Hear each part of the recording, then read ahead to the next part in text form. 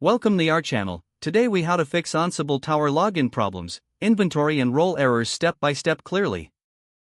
To begin troubleshooting Ansible Tower login problems, first confirm that you are using the correct URL. Check the Ansible Tower server's address in your browser. Next, ensure that the username and password you are entering are correct. If you are unsure, try resetting the password for your user account. After confirming your credentials, check for any role-based access issues. Navigate to the role settings in Ansible Tower. Verify that the user has the appropriate permissions assigned. If the user lacks necessary roles, update the user's roles accordingly. Additionally, check the inventory settings in Ansible Tower. Make sure that the necessary inventory is created and associated correctly with your user. If you encounter inventory errors, access the inventory section of the dashboard. Confirm that there are no issues with the inventory sources.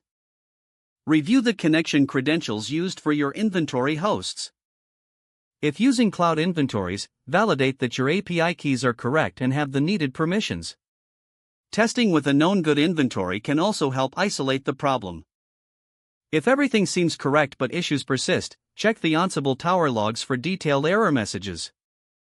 Access the logs by navigating to the /var/log/tower/ directory on your Tower server.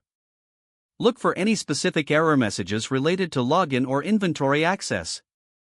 If necessary, restart the Ansible Tower service to apply recent changes. To do this, run the appropriate service management command on your server. Check if the issue still persists after the restart.